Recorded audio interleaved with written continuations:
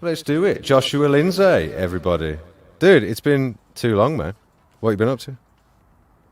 Work, work, work.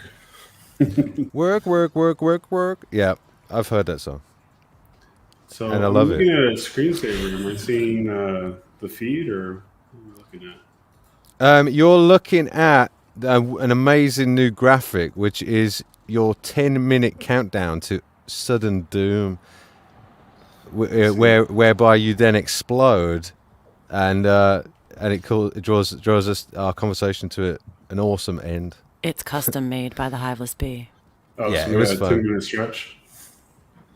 Yeah, a bit of fun, and there's a hooker in the background, just putting in some time to get some clientele. Oh, there she Trying is. her best. There she is. What Yeah. you So guys what been you? doing? Well, this is a new call-in sort of show format.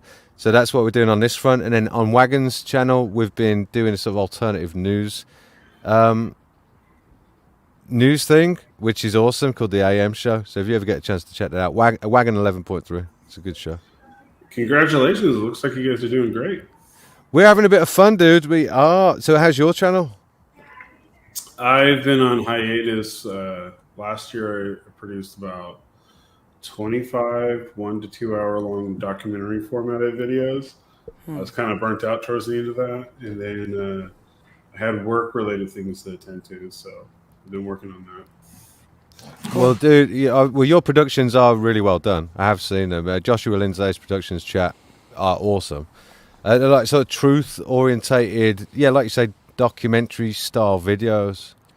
Yeah, it's really just whatever the subject matter I get interested in, or just I just dive in and try to produce the most entertaining 30 minutes to an hour and a half that I can produce on that particular subject, and then hopefully usually they're about 80 hours worth of work a piece. So Awesome. so they're kind of time consuming to put. It's not really YouTube material because YouTube you need the high turnover rate, but this Mhm. is more just like what I'm calling evergreen pieces, where they should stand for a long period of time. Yeah, well, I have a sort of desire to make that sort of content as well. I think I understand the labour of love that sort of content production is, and yeah, it's they should stand the test of time. There are some really good documentaries out there that have lasted years. Like Yeah, the Zeitgeist movie, for instance, that sort of format. Yeah. totally. I love the Zeitgeist. That was awesome. Yeah, well, Um, it's nice when you got a place where all the information is that you can just access and download in that way. I do find some of my most awesome evolutions have occurred because of engaging with some sort of documentary like that. yeah, totally. I'm working on a couple more. So when I drop more, I'll probably be like 3 or 6 at a time, and Nice. then I'll drop them like on a bi-weekly basis, and then I'll probably go on to another hiatus because you can't sustain 80-hour projects and just burn them out and just keep dropping. It's pretty tiresome. No, It gets dude, a little and repetitive. well, I'm into the music production work and obviously creating these sorts of assets for these videos. Like, it is the sort of stuff that takes time to compose and put it all together and stuff. And obviously, I'm using some mad effects and mad cuts, like as you could probably appreciate. That it takes engagement. You got to have a vision and see it through. Try a load of stuff out, and yeah, they're big projects. They are stressful. They Yeah, take it's all of quite a labor of love, for sure. yeah. It takes all of your attention, so you can't sustain that for sure. Yeah, But I but like what you guys are doing here. This is much easier to keep a conversation going, but I think it's also more fun. yeah. Look, it's a novel take on a call-in show, and I just thought it was a bit of creativity and a bit of fun. Shout out Um, to the Minute Hour.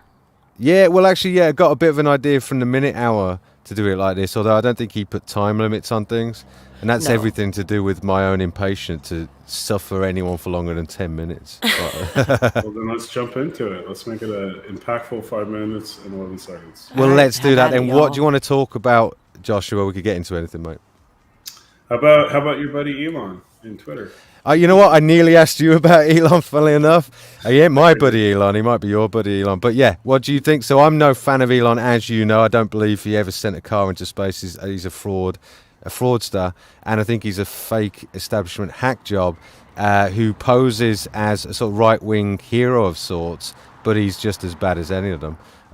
That's my opinion on Elon. I'm not too impressed of him with his moves with Twitter because I'm highly cynical about the dude.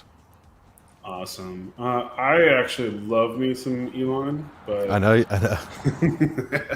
I think I might have accused you of being an Elon fanboy once as we were getting heated in a debate, honestly. I totally am. So There you go. wouldn't be wrong. There you go. I even did a video on the subject where I was comparing him to Warner von Braun.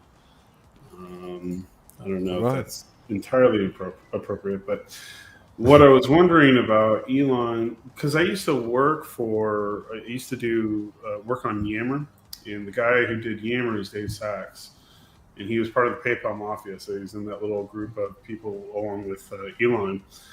And it's interesting to see Elon go back and try to buy out Twitter, because now he's going back into social media, and now he supposedly wants to do the free speech everything. Mm-hmm. And recently, as much as I like Elon, there's a rumor going around him about being a member of the World Economic Forum Youth Leaders. Sure. So the rumor goes something like in Bloomberg in 2007, he was named along with Leonardo DiCaprio, Anderson Cooper, and a handful of other celebrities of being an alumni from the World Economic Forum Young Leaders Program.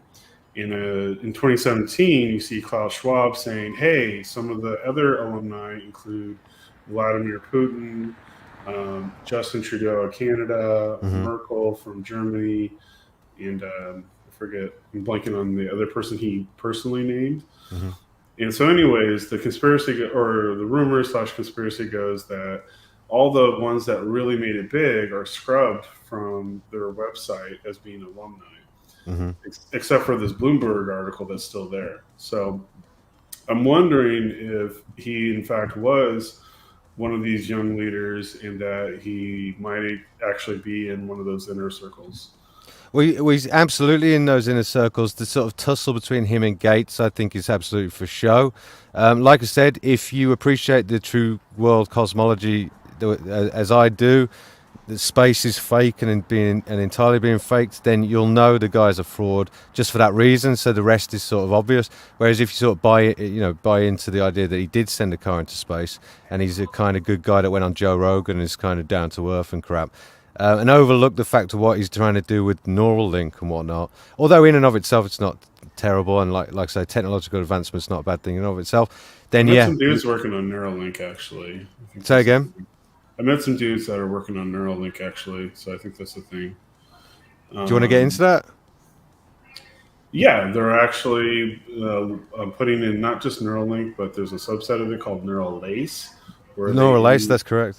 Yeah. Where they put in electrodes directly into the brain in between neurons, and they're able to pick up electrical signals and then graph it, and then based off of those graphs, use machine learning to try and alter it or even jump the circuit, meaning that for people that have paralysis or other things like that, they could take that signal, go around the scar tissue, and send the signal down the spine so that you can get use of your hands again. Right, and so my problem was never technology or technological advancement. Yeah, my problem is that it always gets into the hands of the elites that do nefarious things with it. Yeah, I mean, where were you at with the idea that they want to depopulate, for instance, Lindsay? Joshua, sorry. I think that's a fact.